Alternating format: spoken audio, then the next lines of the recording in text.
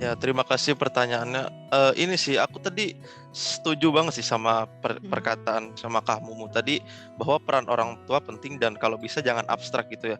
Aku dulu kan juga sempat pas kecil gitu ya, kayak dulu kayak katakanlah, ayo kamu kok nggak pernah gini-gini. Nah aku sebagai apa yang masih kecil kan kayak kadang-kadang mikir perasaan nggak selalu kayak gitu, ini kayaknya baru gitu kan. Nah mungkin menurut aku perannya di situ sih, kayak jangan abstrak gitu loh, karena anak kecil sendiri kan pada dasarnya kan ya ingin mematuhi orang tua juga dan ingin bermain juga. Jadi ya kalau dari aku ya gitu sih, kalau bisa jangan abstrak ya, dijelaskan sedetail mungkin batasannya. Dan untuk motivasinya apa ya, motivasinya ya mau kerja keras sih, soalnya menurut aku pribadi untuk menyeimbangkan akademik ya dan pro gamers tuh menurut aku cukup sulit dan perlu effort yang berlebih gitu loh.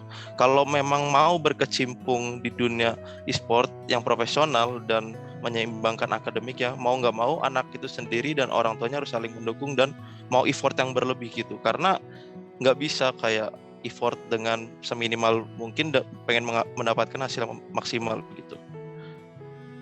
Oke, seperti itu ya. Mungkin Mbak Ivana ada yang ingin ditambahkan kalau buat anak kecil gimana nih, Mbak?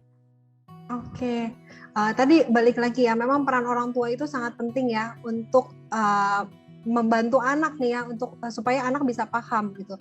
Balik lagi tadi kalau kata Kak Zeze dan kata Kak Mumu, anak-anak harus dibekali gitu ya dengan perkataan yang nggak abstrak gitu.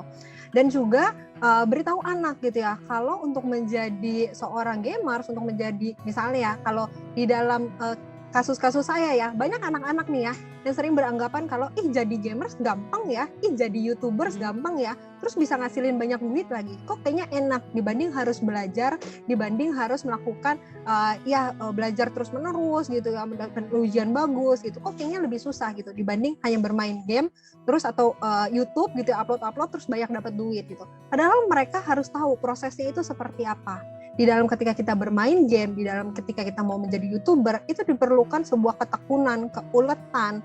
Selain itu kita juga harus wawasannya luas ya gitu.